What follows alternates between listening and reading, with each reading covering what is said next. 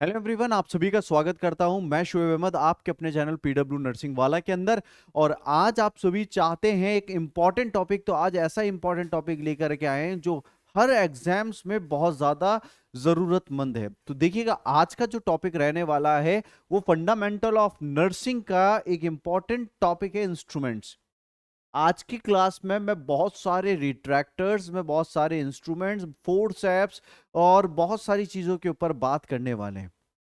हमारी आज की क्लास ज्यादातर मोस्टली यूज्ड इंस्ट्रूमेंट जो आज तक एम्स में पूछे गए या अलग अलग एग्जाम्स में DSSB रेलवेज इनमें पूछे गए, उन सब के ऊपर हम बात करेंगे। प्यारे बच्चों, आज का जो टॉपिक रहेगा उस टॉपिक के अंदर हम रिट्रैक्टर्स के बारे में बात करेंगे। रिट्रैक्टर्स के साथ साथ हम फोर्सेप्स के बारे में बात करेंगे और भी अधिक और सारे इंस्ट्रूमेंट्स के बारे में बात करने वाले हैं। जो इंस्ट्रूमेंट्स आपके ओटी के अंदर काम में आते हैं, ऑपरेशन थिएटर में काम में आते हैं, या जो इंस्ट्रूमेंट्स आपके मेडिकल प्रैक्टिस के अंदर काम में आते हैं। मान लीजिए कोई इंस्ट्रूमेंट आपका ऐसा है जो गायनिक साइड से बहुत ज्यादा इंपॉर्टेंट है, तो वो भी हम पढ़ रहे हैं। साथ के साथ कभी ऑपरेशन करने के टाइम पे हमें कौन कौन से आर्टिकल्स की जरूरत पड़ती है, तो हम वो भी, तो मोस्ट इंपॉर्टेंट जितने आर्टिकल्स है वो सब हम लेकर के चल रहे हैं। तो हमारा आज का टॉपिक जो रहने वाला है वो किसके ऊपर है? वो इंस्ट्रूमेंट्स के ऊपर है। सबसे पहला instrument retracting and exposing instrument की बात करते हैं। रिट्रैक्टिंग और एक्सपोजिंग का मतलब क्या होता है? रिट्रैक्टिंग का मतलब है स्किन को चौड़ा करने वाला ऐसा इंस्ट्रूमेंट जो स्किन को, दो इंस्ट्रूमेंट है। मान लीजिए रिट्रैक्टिंग में क्या करते हैं, हम एक्सपैंड करते हैं, डायलेट कर देते हैं स्किन को क्या करते हैं भाई? स्किन एक्सपोज ऑर्गन्स, स्किन को डायलेट करके ऑर्गन्स को एक्सपोज करते हैं। भाई स्किन पे कट लगाया, हमने एक्सपोज करना है। तो यहां रिट्रैक्टिंग और एक्सपोजिंग इंस्ट्रूमेंट की बात करते हैं। सबसे पहला इंस्ट्रूमेंट जो आता है वो इंस्ट्रूमेंट की बात करते हैं। आपका सबसे पहला इंस्ट्रूमेंट डॉयंस रिट्रैक्टर है। इस इमेज को बहुत अच्छे से देखिएगा। ये इंस्ट्रूमेंट जो है आपका डॉयंस रिट्रैक्टर है। ये पूरा इंस्ट्रूमेंट जो होता है डॉयंस रिट्रैक्टर। डॉयंस रिट्रैक्टर की खासियत क्या होती है? इस इंस्ट्रूमेंट को हम इस तरीके से पकड़ते हैं और मान लीजिए अब्डोमेन की जो मसल्स, हार्ड मसल्स होती हैं, स्किन जो होती है, तो हमें उसके जरिए क्या करते हैं, इस तरीके से इसको अंदर पेट में फंसाते हैं और चौड़ा करने के काम में आता है। तो जो रिट्रैक्टर्स आते हैं एक्सपोजिंग इंस्ट्रूमेंट्स होते हैं गाइस। एक्सपोजिंग इंस्ट्रूमेंट्स का मतलब है कि आप इनके जरिए एक्सपोज कर रहे हैं, ऑर्गन्स को विजिबल कर रहे हैं। सबसे मोस्ट कॉमन इंस्ट्रूमेंट रट लीजिए, डॉयंस रिट्रैक्टर। इमेज याद रखिएगा, ये कौन सा रिट्रैक्टर कहलाता है? ये डॉयंस रिट्रैक्टर कहलाता है। सेकंड इंस्ट्रूमेंट आता है आपका डिएवर रिट्रैक्टर। ये कौन सा है? डिएवर रिट्रैक्टर कहलाएगा। ये डिएवर रिट्रैक्टर जो होता है ये मैनुअल होता है, use to retract deep abdominal and chest incision. जब किसी की सीएबीजी होती है, कोरोनरी आर्टरी बाईपास ग्राफ्टिंग, छाती फाड़ करके करते हैं। पेट भी जब हमें एक्सपोज करना होता है, विसरल ऑर्गन्स को एक्सपोज करना होता है, तो भी हम इसका इस्तेमाल करते हैं। तो इसका इस तरीके से अंदर फंसाते हैं और चौड़ा कर लेते हैं। दो यूज में लेते हैं, दो लिए और दो से एक्सपोज किया। अवेलेबल इन वेरियस विड्थ, ये जो होता है अलग अलग साइज में आता है। तो आप इसकी इमेज को क्लियरली देखें कि पहला वाला डॉइंस था, डॉइन रिट्रैक्टर। सेकंड वाला जो है डिएवर रिट्रैक्टर कहा जाता है। कौन सा? डिएवर रिट्रैक्टर कहा जाएगा। इसके अलावा रिचर्डसन रिट्रैक्टर, अगला कौन सा आता है? अगला आता है हमारा रिचर्डसन रिट्रैक्टर। ये जो आपको देखने को मिल रहा है, देखिए सबके अंदर ये वाला पार्ट अंदर जा रहा है अंदर, बट यहां आप देखिएगा होल्डिंग पार्ट कितना अलग है। तो जो अलग अलग डिजाइन आपको सबको देखने को मिल रहे हैं, ये रिचर्डसन रिट्रैक्टर है, manual, use to retract deep abdominal chest incision. ज्यादातर रिट्रैक्टर्स का काम आपके चेस्ट इंसिजन्स को रिट्रैक्ट करने का, एक्सपोज ऑर्गन्स को एक्सपोज करने का, या अब्डोमेन के ऑर्गन्स को एक्सपोज करने का काम होता है। ये चीज याद रखिएगा। तो तीन हो गए, डॉयंस, डिएवर, रिचर्डसन। तो यह रिचर्डसन रिट्रैक्टर की शेप याद रखिएगा।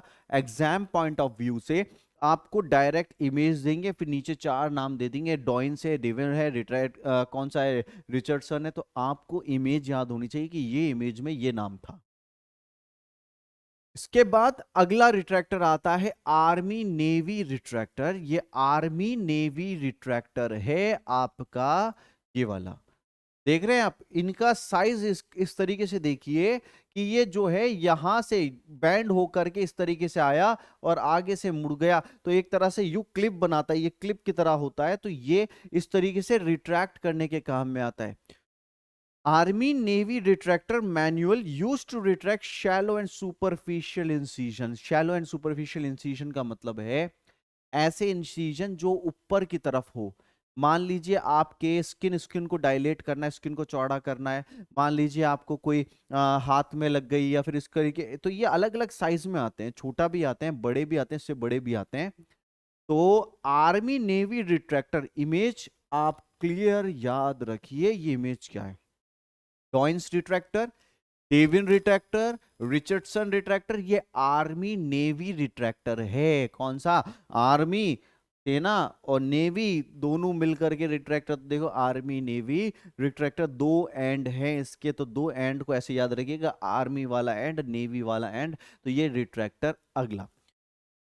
इसके बाद गॉलेट रिट्रैक्टर आता है। ये कौन सा आता है? गॉलेट रिट्रैक्टर। आप सभी ने देखा होगा कि हमने जो अभी तक डॉइंस रिट्रैक्टर, डेवर रिट्रैक्टर, रिचर्डसन देखा, उन सब में एक एंड होता है। ये वाला जो एंड होता है ये अंदर जाता है, बट यहाँ गॉलेट रिट्रैक्टर जो होता है इसमें दोनों एंड है, दो एंड दिए गए। ये रिट्रैक्टर का भी काम क्या होता है? शैलो और सुपरफिशियल इंसिजन्स को ही डायलेट करता है। तो हमें एक बात यहां क्लियर हुई कि जो रिट्रैक्टर्स होते हैं उनका काम होता है इंसिजन्स को डायलेट, चौड़ा करना। इंसिजन्स को चौड़ा करना इनका काम होता है। तो यहां पर आपका गॉयलेट रिट्रैक्टर जो है, ये इमेज है गॉयलेट रिट्रैक्टर। ठीक है प्यारे बच्चों, आपको जो ये हम क्लास दे रहे हैं इसके अंदर पीडीएफ नोट्स भी दे रहे हैं आपको, तो पीडीएफ नोट्स ये आपके पास पहुंचेंगे, तो इसको और अच्छे से इमेजिन करिएगा, याद करने की कोशिश कीजिएगा, क्योंकि हर एग्जाम्स में एक दो तीन ऐसे क्वेश्चंस बनते ही बनते हैं, और इमेजेस याद रखनी, इमेज याद रख के आप इजीली सॉल्व कर सकते हैं। अगला रिट्रैक्टर आता है रिबन एंड मैलिएबल रिट्रैक्टर कहा जाएगा। रिबन अ मैलिएबल रिट्रैक्टर, ये जो रिट्रैक्टर आप देख रहे हैं ये वाला रिबन रिट्रैक्टर कहलाता है। कौन सा? रिबन। और दूसरा हम ये कह सकते हैं इसको मैलिएबल रिट्रैक्टर, रिबन या फिर मैलिएबल रिट्रैक्टर। तो ये वाला मैलिएबल रिट्रैक्टर होता है, ये रिबन रिट्रैक्टर होता है।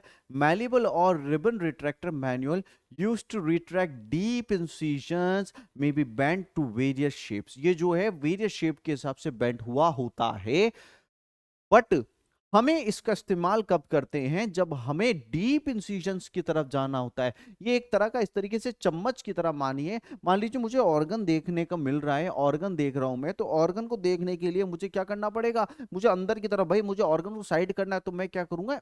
इसके जरिए साइड कर सकता हूं। समझ में आ रही है बात?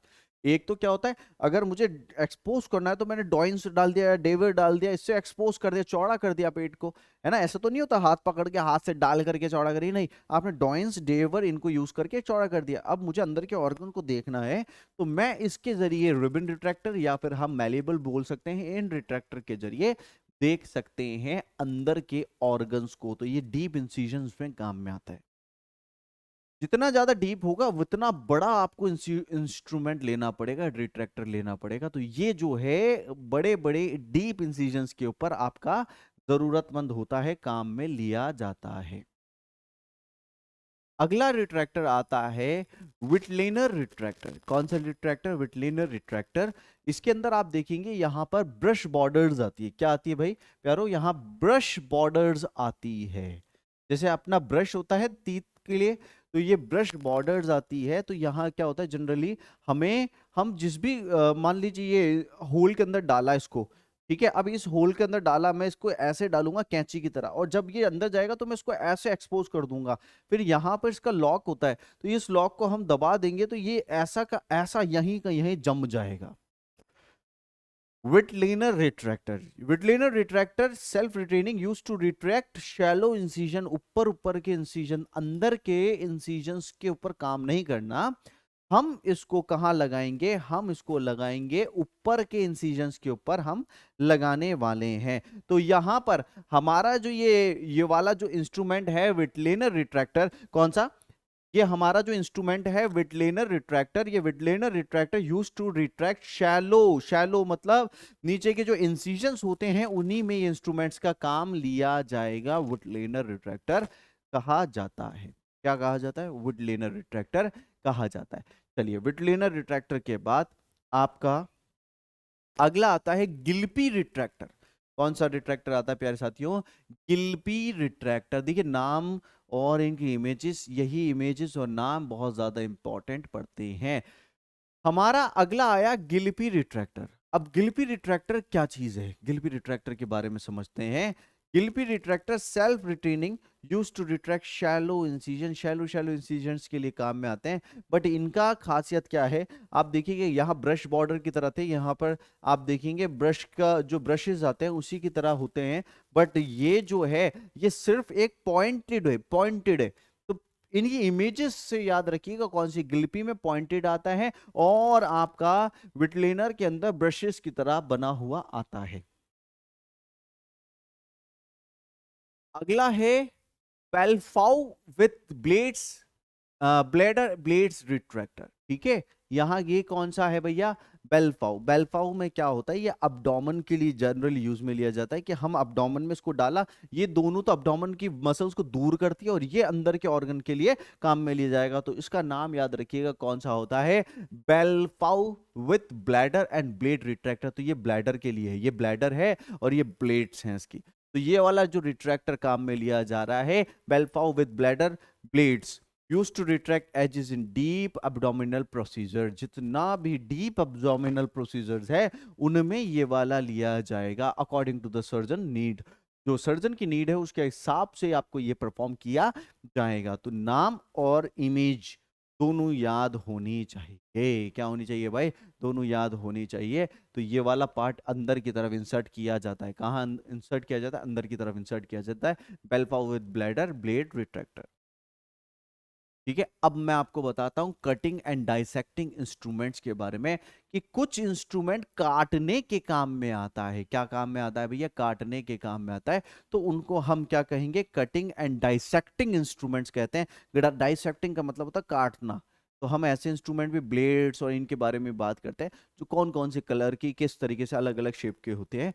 सबसे पहले लेंगे अपन नाइफ हैंडल ब्लेड्स। देखिएगा ये जो चीज आपको देखने को मिल रही है ये सब आपके नाइफ है। ठीक है, ये क्या है? ये नाइफ है। नाइफ मतलब हैंडल कह सकते हैं हम। इसके अंदर ये ब्लेड जो है ये इसके अंदर फिट हो जाती है अकॉर्डिंग टू। ठीक है, तो ये आपके क्या है? ये सब हैंडल और वो सब क्या है? ब्लेड्स हैं। तो ब्लेड्स, तो इनको क्या कहते हैं? इनको कहते हैं नाइफ हैंडल एंड ब्लेड्स कहा जाएगा। ये क्यों काम में लिया जाता है? देखिए अलग अलग इमेजेस है, अलग अलग इमेजेस है, सबका अलग अलग इमेजेस है नंबर के हिसाब से कि 23 नंबर का है। ठीक है, तो यहाँ सबका अलग अलग है। इन सबको उठा करके इसमें फिट करते हैं अकॉर्डिंग टू दी नीड्स। अब ये deep for deep eight superficial incision, जो डीप से सुपरफिशियल इंसिजन तक की बात आती है। अगर ऊपर का भी काटना है तो भी है और गहरे से गहरा काटना है तो भी है। Comes in different sizes. Handle size 7 with blade size 15 use for deep tissue. Handle का साइज है 7। ठीक है, हैंडल का साइज क्या है? 7 नंबर का। और ब्लेड का साइज लेंगे 15 का, तो वो डीप टिश्यू के लिए आती है। हैंडल का साइज 3 नंबर का, हैंडल का साइज 3 नंबर का और ब्लेड का साइज 10 नंबर का लिया तो सुपरफिशियल के लिए काम में आएगी। और हैंडल साइज 4 नंबर का you with blade with size 20 to cut skin. Skin को काटना है तो हैंडल का ब्लेड लेना पड़ेगा 4 का। और साइज जो ब्लेड का साइज होगा वो 20 नंबर की ब्लेड लेनी पड़ेगी। तो यहाँ एक कॉम्बिनेशन बताया गया कौन सा, बट यहां आप याद रखिए कौन सी ब्लेड है। ये चीज देख लीजिए कि हैंडल कौन सा होता है, ब्लेड्स कौन सी होती है, ये हमें समझ में आनी चाहिए। ठीक है, तो ये कौन सी है? अलग अलग आपको इमेजेस आपको दिखाई जा रही है। चलिए, स्ट्रेट मायोसीजर सबसे मोस्ट कॉमन मायोसीजर आती है। स्ट्रेट मायोसीजर ये टांके काटने के काम में आती है। तो आप देखिएगा स्ट्रेट मायोसीजर के अंदर दोनों मतलब एक कैंची, आप देखिए जितनी कैंची आएगी उनके अंदर मॉडिफिकेशन आएगा। कोई कैंची नीचे से कर्व हो जाएगी, कोई कैंची के नीचे कट लगा हुआ होगा। तो आपको यहां देखना है जो स्ट्रेट मायोसीजर आती है वो बिल्कुल अपनी जो ओरिजिनल कैंची होती है वैसी होती है। नॉर्मल जो कैंची होती है उसी के प्रकार की होती है, इसको स्ट्रेट मायो सीजर कहा जाएगा। क्या कहा जाएगा? स्ट्रेट मायो सीजर कहा जाता है। अब देखिए, स्ट्रेट मायो सीजर के बाद आती है कर्व्ड मायो सीजर। जो इनके एज है वो कर्व्ड हो चुके हैं। यहां देखिए, नीचे वाला एज हुआ ये कर्व्ड है, ऊपर वाला थोड़ा सा कर्व्ड है, तो ये कैंची ऐसे ना होकर के ऐसे हल्की सी टेढ़ी होती है। तो आप क्या करेंगे, इस तरीके से कहीं पे भी कोई ऑर्गन को काटना है तो यूं काट देंगे, ठीक है। तो ये हल्की सी कर्व्ड होती है। सीजर को दो प्रकार से बांटा गया। अगर स्ट्रेट है उसका एज, तो आप देखिए स्ट्रेट मायो सीजर कहेंगे। अगर वो थोड़ा सा कर्व है तो उसको कर्व्ड मायो सीजर का नाम दिया जाएगा।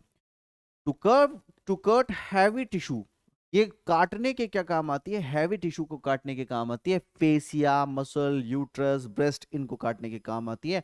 दूसरा, अवेलेबल इन वेरियस साइजेस, ये भी अवेलेबिलिटी के हिसाब से, जरूरत के हिसाब से अलग अलग साइजेस के अंदर अवेलेबल होता है। इसको कहेंगे कर्व्ड मायो सीजर का नाम दिया जाता है। कौन सी सीजर? कर्व्ड मायो सीजर का नाम दिया जाएगा। अगली आई सीजर मेडजेनबम सीजर, ठीक है, मेडजेनबम सीजर। अब ये कौन सी सीजर होती है? डेलिकेटेड टिश्यू को काटने की काम आती है। वहां आप देखिए, ये भी एक सीजर है बट ये भी एक सीजर है। दोनों के अंदर अंतर क्या है? इनका माउथ देखिएगा, ये छोटा है और यहां पर माउथ जो होगा थोड़ा एलोंगेटेड होगा और ये कैंची भी थोड़ी पीछे की तरफ लंबी होगी। ये डेलिकेटेड टिश्यूज को काटने के काम आती है। Have longer handle to blade ratio than Mayo, यहाँ हैंडल जो है वो लंबा है in comparison to the Mayo scissor. कि जो मायो सीजर है उनका हैंडल छोटा रहता है, बट आपका मेडजेनबम सीजर का जो है वो हैंडल बड़ा रहेगा। ठीक है, तो जितना बड़ा हैंडल होगा वो इजीली, मतलब क्या है, अंदर आप दे सकते हो। और वो वाली मायो वाली कहती नहीं, छोटी सी थी, तो छोटे में क्या होता है, यहां से काटेंगे तो आप पास का करीब काम कर सकते हैं, बट दूर के काम के लिए बड़ी की जरूरत पड़ती है। मैक्सिमम सीजर कहा जाएगा। ये इमेजेस को याद रखते जाइए, कौन कौन सी सीजर किस प्रकार से। अब हम बात करते हैं clamping and ऑक्लूडिंग instruments. Clamping and ऑक्लूडिंग instruments का मतलब है ऐसे इंस्ट्रूमेंट जो एक पार्ट को होल्ड करने के काम में आते हैं, रोकने के काम में आते हैं। कि भाई हमने इस पार्ट को यहां लगा दिया, दूसरे को यहां लगा दिया, क्लैंप हो गया। अब मैं आपको बताऊंगा होल्डिंग वाले। क्लैंपिंग एंड ऑक्लूडिंग का मतलब क्या है? होल्डिंग इंस्ट्रूमेंट्स, ऐसे इंस्ट्रूमेंट जो किसी चीज को होल्ड करते हैं, रोकते हैं। तो हम होल्डिंग इंस्ट्रूमेंट्स की बात करेंगे कि कौन कौन से इंस्ट्रूमेंट्स होते हैं, होल्ड करने के काम में आते हैं। पहला इंस्ट्रूमेंट आता है आपका ये कर्व्ड मॉस्किटो हीमोस्टेट। हीमोस्टेट, हीमोस्टेट का मतलब होता है ब्लड, ब्लड को रोकने वाली। अब देखिएगा ये क्या कैंची क्या होती है दिख रही है कैंची, ये काटती नहीं है, ये होल्ड करती है। मान लीजिए मैंने किसी पार्ट को काटा और इस काटने के टाइम पे यहां एक ब्लड वेसल जा रही थी और ब्लड वेसल को भी कट गई, तो अब ब्लड वेसल कट जाएगी तो वो तो भैया बहुत ज्यादा ब्लड लीक करेगी। फॉर दैट सिचुएशन हम यूज करते हैं कर्व्ड मॉस्किटो हीमोस्टेट।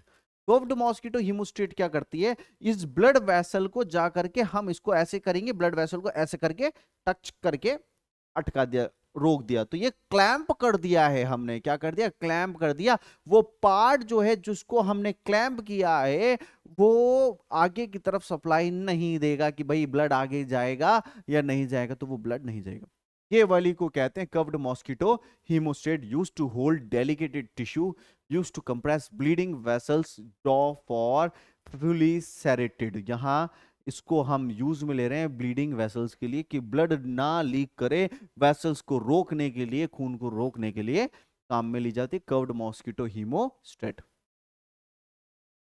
अगली आती है कैली हीमोस्टेट। कैली हीमोस्टेट तो देखिएगा वहां कर्व्ड को भी देख लीजिए एक बार, कर्व्ड के अंदर किस तरीके से आती है, इस तरीके से आती है। और कैली के अंदर क्या आता है? स्ट्रेट आता है, स्ट्रेट आता है, बट आगे की तरफ ये दानेदार आपको लाइंस वाला आपको देखने को मिलेगा। तो इन्हीं लाइंस के अंदर ही जाकर के रुकता है, ब्लड वेसल्स इसी के अंदर जाके अटकती है। तो आपका कैली हीमोस्टेट आती है, use to clamp small vessels और होल्ड टिश्यू। ये वेसल्स को भी रोकने के काम में आ रही है और टिश्यू जो होते हैं उनको भी रोकने के काम में आती है। कि हमें अगर टिश्यू को रोकना है कि भाई हाँ दो टिश्यू को एक साथ पकड़ना है, तो हमें इसको रोक करके हम ऐसे कैसे कैंची को अटका करके छोड़ देते हैं। ठीक है, कर्व्ड और स्ट्रेट ये दो प्रकार की है। आपके सामने ये स्ट्रेट वाली है, ये जो है स्ट्रेट है, इसके अलावा एक कर्व्ड वाली भी आती है जिसमें ऐसे ये जो मुंह है वो इस तरीके से मुड़ा होगा। तो आपने देखा होगा मायो सीजर थी, वो एक स्ट्रेट मायो सीजर भी थी, एक थी कर्व्ड मायो सीजर। वैसे ही कैली हीमोस्ट्रेट जो होता है वो स्ट्रेट भी होती है और कर्व्ड भी आ जाती है, कैली हीमोस्ट्रेट। ठीक है। स्टेट, हीमोस्टेट का मतलब है ये जनरली ब्लड वेसल्स के लिए यूज में ली जाती थी कि अगर कोई ब्लड वेसल लीक कर रही है तो उसको ब्लड वेसल्स को रोकना पड़ेगा, क्लैंप करना पड़ेगा।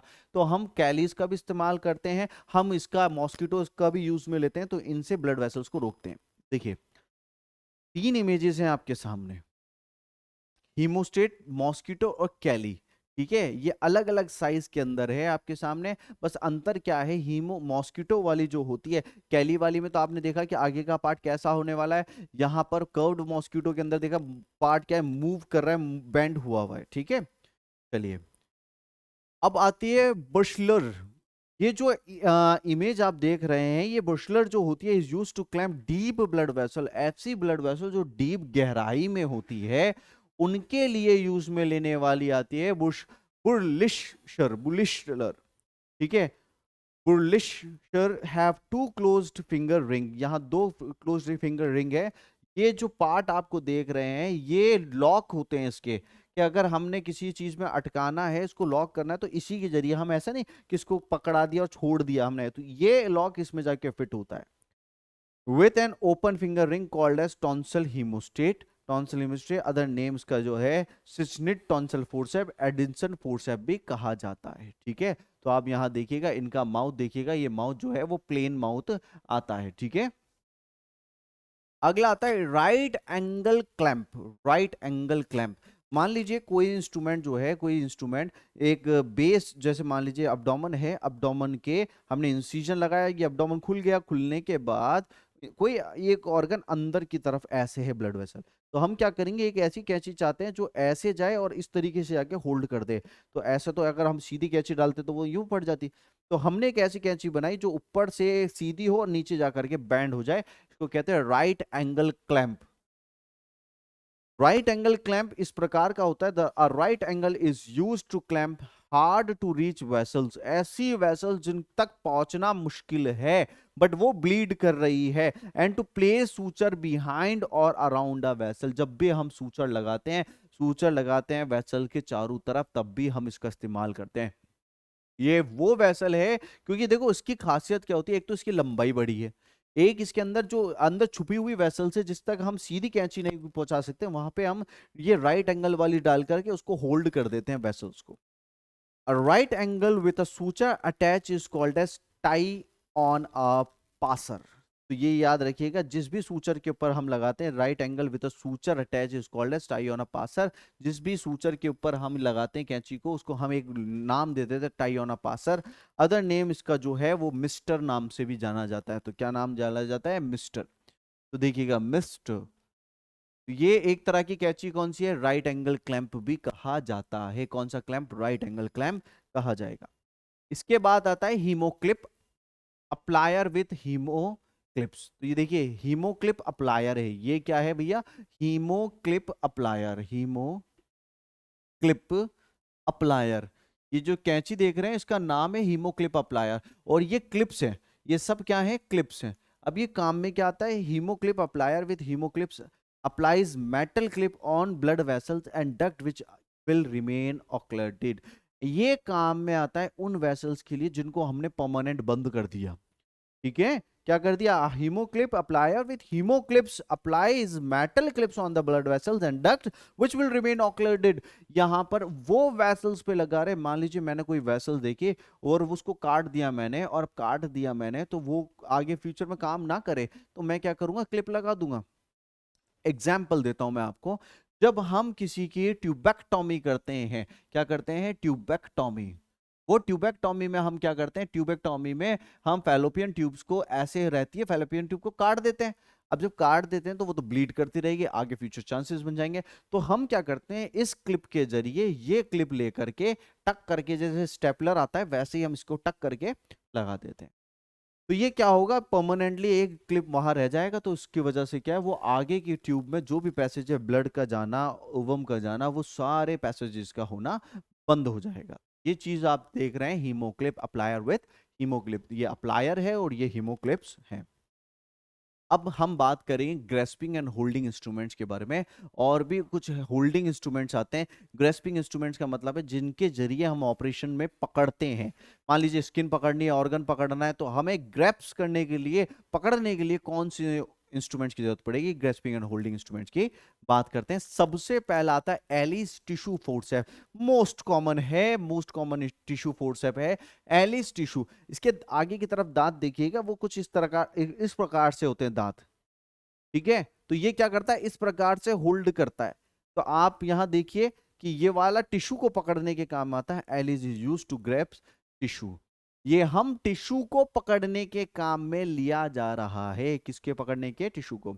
Available in short and long sizes, ये छोटे में भी है, बड़े में भी अवेलेबल होता है। जुड एलिस होल्ड इंटेस्टाइनल टिश्यू। अगर ये इंटेस्टाइनल टिश्यू को पकड़ना है तो इसके लिए हम एक एलिस फोर्सेप का यूज करते हैं, जिसको कहते हैं जुड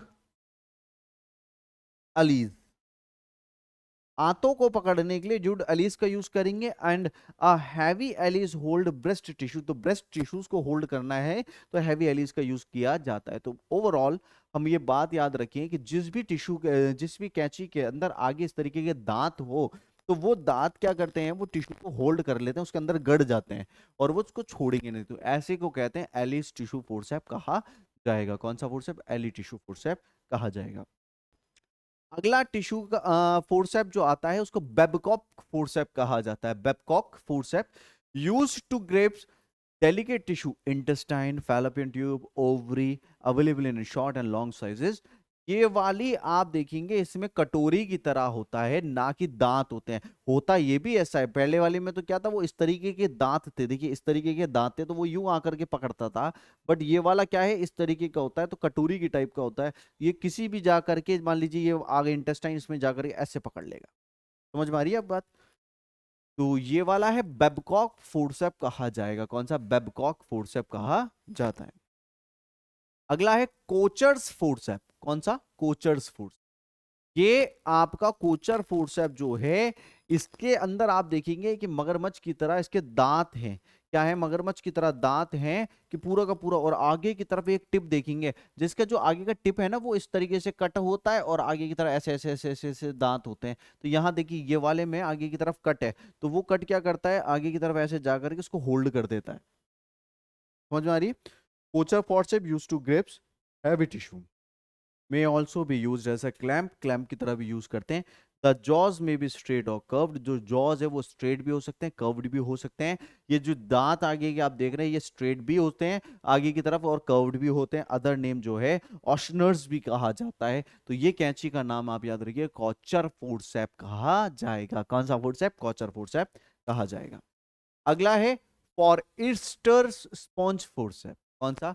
फॉरस्टर्स स्पॉन्ज फोर्सेप। ये फोर्सेप का काम होता है, जनरली हम इसको स्पॉन्ज फोर्सेप कह देते हैं। स्पॉन्ज फोर्सेप, स्पॉन्ज फोर्सेप का मतलब होता है ऑपरेशन थिएटर के अंदर जब हम गॉज पीस यूज में लेते हैं, तो ऐसा नहीं है कि ड्रम में से हमने ऐसे ही करके उठा लिया या फिर हम ऐसे ही उठा रहे हैं, तो वो उसके लिए हम फोर्सेप का इस्तेमाल लेते हैं। जो ये फोर्सेप है, ये स्पंजेस को उठाने के काम में आता है। गॉज पीसीस को उठाने के काम आता है कि गॉज पीस को ऐसे पकड़ा, ऐसे हमने दे दिया, इस प्रकार से पकड़ा, इस तरीके से हमने दे दिया। स्पंजेस के काम में आता है। कहीं साफ करना है तो हमने इसको, इसके बीच में स्पंज को लगाते हैं, ऐसे स्पंज को लगाते हैं और फिर हम उससे क्लीन करते हैं। कॉटन गॉज पीस को लगा करके, गॉज पीस को लगा करके साफ करते हैं। तो इसको कहते हैं पॉइस्टर स्पॉन्ज फोर्सेप कहा जाएगा। अगला है बैक हाउस टावल क्लिप। ये कौन सा है? Backhaus towel clip used to hold towels and drapes in places. जो ऑपरेशन करते हैं उसमें आपने देखा होगा ग्रीन कलर का कपड़ा ऊपर की तरफ रखते हैं और उसके बाद हम उसके अंदर क्या करते हैं? ऐसे फोल्ड्स बना देते हैं। तो ये जो है आपका, ये उन कपड़ों को होल्ड करने के काम में आता है कि मान लीजिए हमने 4 ऐसे कपड़े लगा दिए, तो उनको एकदम से बिखरेंगे वो, तो हम इसके जरिए क्या करते हैं? बैक हाउस के जरिए उन सारों को एक दूसरे से जोड़ देते हैं, फोल्ड कर सकते हैं easily. Use to hold towels and drapes in places. जो टावल्स ड्रेप्स हैं, जो कपड़े हैं, ग्रीन कपड़ा जो भी है, उसको हम होल्ड कर सकते हैं बैक हाउस टावल क्लिप के जरिए। तो ये बैक हाउस टावल क्लिप होता है। ठीक है, के बाद आता है Russian tissue forcep. Russian tissue forcep के अंदर आप देखिए चिमटी की तरह है एक तरह का, बट यहाँ ओवरऑल आगे की तरफ देखिएगा, आगे की तरफ अंडे की तरह एक छेद होता है और ऊपर की तरफ दांत बने होते हैं। तो इसके जरिए टिश्यू को हम पकड़ते हैं। मान लीजिए इसमें आगे इतना तेज धार वाला होता है कि ऐसे पकड़ लेंगे तो छूट नहीं सकता। तो ये रशियन टिश्यू फोर्सेप होता है। अगला है एडसन्स पिकअप फोर्सेप। कौन सा फोर्सेप है? Edson pickup forceps. टीथ बिल्कुल बिल्कुल माइन्यूट है। ये बिल्कुल डेलिकेट टिश्यू जो होते हैं ना, बारीक बारीक से टिश्यू होते हैं। मान लीजिए मुझे 5 लेयर है, तो 5 लेयर में से एक एक लेयर को उठाना है। अब मैं मोटी मोटी चिमटी से पकड़ूंगा तो वो नहीं उठ पाएगा। तो मैं क्या करूंगा? डेलिकेट टिश्यू फोर्सेप यानी कि एडसन पिकअप फोर्सेप से यूज करूंगा। एक लेयर को उठाया, फिर दूसरी एडिशन पिकअप फोर्सेप से दूसरी लेयर को, ये क्या होगा? जितनी बारीक लेयर होगी वो इस बारीक मुंह से पकड़ में आ जाती है। तो इसलिए एडसन पिकअप फोर्सेप कहा जाता है। Are either smooth used to grab delicate tissue with teeth used to grab the skin, other name dura forcep भी कहा जाता है। इसका नाम जो है वो ड्यूरा फोर्सेप भी कहा जाएगा। ड्रेसिंग फोर्सेप, अगला क्या है? Dressing forcep. Long and smooth pickups, ये जो फोर्सेप है ये ड्रेसिंग फोर्सेप कहा जाता है। तो जिसमें मतलब कुछ भी सामान आपको ड्रेसिंग का हटाना है या फिर कुछ भी इस तरीके से, तो उसमें काम में लिया जाता है। तो हल्की चीजों को उठा करके पटकना, साइड में करना, टिश्यू को हटाना है, उसमें काम में लिया जाएगा ड्रेसिंग फोर्सेप। अगला है डी बेकी फोर्सेप टिप। ठीक है, तो यहाँ देखिएगा, यहाँ आपको मैं देखता हूँ, ये देखिए टिप की डिटेल्स देखिए कितना बारीकी से काम है। अब ये फोर्सेप के अंदर, हर फोर्सेप के अंदर आपको देखने को मिल रहा है आगे की तरफ कुछ ना कुछ मॉडिफिकेशन है। Use to pick up delicate tissue specially in cardiovascular surgery, जो सीटीवीएस वाली ऑपरेशन होते हैं उनमें काम में लिया जाता है। यहाँ हल्की हल्की सी ऐसी लाइंस बनी हुई है। ये जो लाइंस है ना, ये लाइंस टिश्यू को होल्ड करने में काम में आती है। अगर ये प्लेन होती, टिश्यू को पकड़ा ब्लड के चक्कर में उतना स्लिप होगा तो इसलिए काम नहीं आ पाएगा। तो ये डी बेकी फोर्सेप जो होता है इजीली टिश्यू को ग्रिप करने के काम में आ जाता है। अगला है थंब फोर्सेप। थंब फोर्सेप, ठीक है, आगे की तरफ इसके दांत हैं, इसमें ऐसे कर्व कर्व नहीं होते, इसमें कर्व नहीं होते, सिर्फ आगे की तरफ ऐसे दो दांत होते हैं। वो दांत एक दूसरे में जाकर के जम जाते हैं। ऐसे दो दांत होते हैं, ऐसे करके जम जाएंगे। तो आप देखिएगा, are use to grasp tough tissue fascia breast. Forcep में either may have many teeth और सिंगल टूथ। हो सकता है यहाँ एक सिंगल टूथ हो, या हो सकता है बहुत सारे टीथ भी हो सकते हैं। Single tooth forcep are also called as rat tooth forcep. अगर एक ही दांत है यहाँ, अगर एक ही दांत है तो उसको रैट टूथ फोर्सेप भी कहा जाएगा। क्या कहा जाएगा? रैट टूथ फोर्सेप भी कहा जाता है। ठीक है, अगला आता है मायो हैगर निडल होल्डर। ये जो आप देख रहे हैं मायो हैगर निडल होल्डर, यहाँ पर निडल अटकाई जाती है। मान लीजिए मुझे सूचर लगाना है, तो मैं क्या करूंगा? एक ऐसी कोई भी निडल को ऐसे लिया और उसको अटकाया और सूचर देने के काम में आती है। तो ये जो है use to hold needle with suturing, ये मायो हेगर निडल होल्डर कहा जाता है। कौन सा होल्डर? मायो हेगर निडल होल्डर कहा जाएगा। तो मायो हेगर निडल होल्डर का काम क्या है? सूचर में, जैसे मान लीजिए जो सूचर की निडल होती है वो कभी भी हाथ से नहीं होल्ड करते कि हाथ से हम सिलाई कर देंगे। उसके लिए हम हमेशा क्या करते हैं? इसको इस होल्डर के द्वारा यूज में लिया जाता है, मायो हेगर निडल होल्डर के द्वारा, फिर हम सूचरिंग करने लग जाते हैं। अगला है transfer forcep holder. Transfer forcep holder ये क्या होता है? When sterile and transfer forcep arrange items to on sterile tray, transfer item to sterile tray. यानी कि ये चीज जो है, इसके जरिए मैं आर्टिकल्स जो होते हैं उनको उठाता हूं। मान लीजिए मेरा हाथ थोड़ा गंदा है, तो मैं अब मेरे को कोई स्टाइल चीज में से, स्टाइल ट्रे है उसमें से उठा करके मेरे को मेरी स्टाइल फील्ड में डालना है। तो मैं इस कैंची के जरिए उस कैंची को ऐसे, मान लीजिए इंस्ट्रूमेंट फोर्स है, इसको ऐसे पकड़ूंगा, ऐसे उठा करके इसमें डालूंगा। तो ये ट्रांसफर फोर्सेप होल्डर है। कौन सा है? Transfer forcep holder. इंस्ट्रूमेंट्स के ट्रांसफर में काम में लिया जाएगा। अगला है स्प्लिंटर फोर्सेप। कौन सी? Splinter forceps. ठीक है, आगे की तरफ धारदार होती है। ठीक है, fine tip for foreign object retrieval. ये foreign object retrieval, generally ear के अंदर अगर कोई ऑब्जेक्ट चला जाता है ना, तो इतना बारीक मुंह होता है, ये सिर्फ ऐसे कान के अंदर हम ऐसे डालेंगे और कोई भी ऑब्जेक्ट है उसको ऐसे दबा करके निकाल लेंगे। तो ये स्प्लिंटर फोर्सेप कहा जाता है। कौन सा फोर्सेप? स्प्लिंटर फोर्सेप कहा जाता है। स्प्लिंटर फोर्सेप के बाद आपकी आती है वॉल्टर स्प्लिंटर फोर्सेप। कौन सी? Walter splinter forcep. देखिए वॉल्टर स्प्लिंटर में और नॉर्मल स्प्लिंटर में क्या होता है? नॉर्मल स्प्लिंटर में तो ऐसे होते हैं टिप। यहां देखिएगा ट्राइंगल बना हुआ है इस तरीके से, डायमंड शेप की टिप्स हैं दोनों के दोनों। तो ये जो डायमंड शेप की टिप वाला हो रहा है, इसको आप कहेंगे वॉल्टर स्प्लिंटर फोर्सेप कहेंगे। वेरी फाइन टिप, ठीक है। स्पीयर हेड डिजाइन, तो इसका स्पीयर हेड डिजाइन होता है, इस वजह से इसका तो कहेंगे वॉल्टर स्प्लिंटर फोर्सेप कहा जाता है। अगला है टूथेड फोर्सेप। कौन सी होती है? टूथेड फोर्सेप आती है, use for grasping and holding tissue muscles और skin surrounding a wound. Single toothed on one side fit two teeth on the other side. इसमें क्या होता है जनरली टूथेड फोर्सेप के अंदर देखेंगे दो तरफ तो दो दांत होते हैं, एक तरफ एक दांत होता है, तो दो दांत जो होते हैं उसकी तरफ एक दांत ऐसे अटक जाता है, ऐसे ऐसा लॉक बनता है, तो आप इसको देखिएगा, यह है टूथेड फोर्सेप कही जाती है। अगला है प्लेन थंब फोर्सेप, जो जनरली प्लेन थंब फोर्सेप कही जाती है, जिसमें कि कुछ भी चीज को उठाने के काम में आ रहा है। Plain thumb forcep use to hold tissue in place when applying suture. जब भी कोई सूचर लगा रहे हैं, मान लीजिए हमने सूचर लगाने के सूचर होल्डर में लगा दिया, बट दूसरा स्किन को होल्ड करते हैं, तो स्किन को होल्ड करने का जो काम है वो प्लेन थंब फोर्सेप के जरिए होगा। किसके जरिए होगा? प्लेन थंब फोर्सेप के जरिए। प्लेन थंब क्या करती है? स्किन को, एक स्किन को दूसरे से पकड़ सकते हैं अपन। स्किन हुक, ये है अगला skin hook. Flat and is a blunt retractor. Flat and is a blunt retractor, three prong may and may be sharp to dull, used to retract small incision and secure skin edge for suturing। तो generally ये skin edges को रोकने के, पकड़ने के काम में आता है, तो ये स्किन हुक कहा जाता है, जिसमें स्किन को एक जगह से दूसरी जगह, क्योंकि क्या होता है मान लीजिए हम सूचर लगा रहे हैं, हम एक टाँका लगा रहे हैं, फिर वो टाँके में गैप आ रहा है, मतलब स्किन अपने आप खिंच रही है, तो वो टूट जाएगा। तो इसकी जगह, हुक की जगह क्या होता है, हुक से हमने अटका दिया, ये छोटा सा आता है, हुक की जगह अटका दिया तो स्किन बार बार नहीं आएगी, फिर उसके बाद आप इजीली इस पे सूचर लगा सकते हैं। अगला है टांके काटने वाली कैंची। इसको कहते हैं iris suture scissor. Iris suture scissor कहा जाएगा, use to remove sutures. Plates have beak और hook to slide under the suture. देखिए ये वाला पार्ट जो होता है डाउनवर्ड रहता है, जब भी टांका काटना होता है तो हम इस वाले पार्ट को, जो हुक वाला पार्ट देख रहे हैं ऐसे चांद की तरह बना हुआ है, इस पार्ट को अंदर रखेंगे और धागा इसके अंदर आएगा, और ऊपर वाली ब्लेड होती है, तो ये तो नीचे वाला तो होल्ड कर रहा है, ऊपर वाला काट रहा है, नीचे वाला होल्ड कर रहा है, ऊपर वाला काट रहा है, तो ये आपका क्या होता है? आयरिस सूचर सीजर कहा जाएगा। कौन सी सीजर? आयरिस सूचर सीजर कहा जाता है, ठीक है। के बाद आती है लिस्टर बैंडेज सीजर। अब मान लीजिए बैंडेज कर दी, अब बैंडेज के लिए क्या होता है? एक पार्ट ब्लंट होना चाहिए, तो यहां आप देखेंगे ये वाला पार्ट जो है ना, ये ब्लंट है। ब्लंट मतलब ये अंदर ऐसे चुभेगा नहीं है।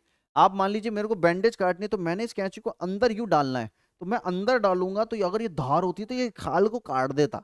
तो यहाँ पर ये धार वाला नहीं है, ब्लंट है, ये बिल्कुल ऐसे ही जाएगा आराम से, कोई ऐसे कट रगड़ भी रहोगे ना, कटेगा नहीं। फिर ऊपर वाला क्या हुआ? ऊपर वाले में धार है, तो बैंडेज आ गई बीच में, नीचे से तो स्किन आ गई, स्किन का लगा है नहीं, ये क्या कहता है? Use to remove bandage and dressing. ये बैंडेज और ड्रेसिंग को रिमूव करने के काम आता है। प्रोब टिप इज ब्लंट, जो नीचे वाली टिप है वो ब्लंट है, धारदार नहीं होती, and inserted under bandage with relative safety. तो ये बैंडेज के अंदर डालते हैं और फिर हम उसके द्वारा काट देते हैं, तो इसको कहते हैं लिस्टर बैंडेज सीजर कहा जाता है। कौन सी bandage scissor? Lister bandage scissor कहा जाएगा। अगला है सिम्स स्पेकुलम, है ना। Sims speculum also called as duck bill speculum, use to retract vaginal wall. Most common है ये सिम्स स्पेकुलम पे सवाल बन जाते हैं, आप एमएससी का दे रहे हैं, आप एग्जाम या कोई सा भी दे रहे हैं। Double and single ended blades, atraumatic and rounded, ये अलग अलग होती है, एट्रोमैटिक भी होती है, राउंडेड भी होती है।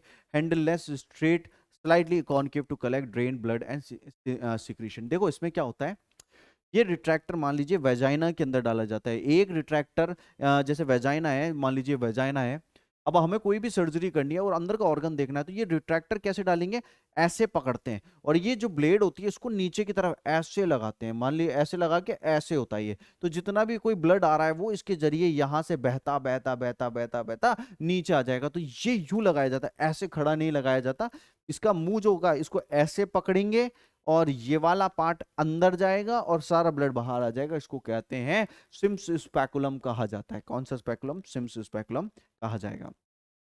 अगला है Cusco bi bivalved speculum. Cusco bivalved speculum कहा जाता है, self retaining bivalved speculum, cervical and vaginal inspection के अंदर काम में लिया जाता है।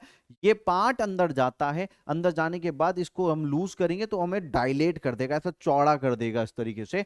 तो ये सेल्फ रिटेनिंग बाइवाल्ड स्पेकुलम है, cervical and vaginal inspection, use for pap smear cervical biopsies, colposcopy, handleless slide concave to collect drained blood and secretion, तो कॉस्को बाइवाल्व स्पेकुलम कहा जाएगा। कॉस्को बाइवाल्व के बाद आता है फर्ग्यूसन्स ट्यूबुलर वेजाइनल स्पेकुलम।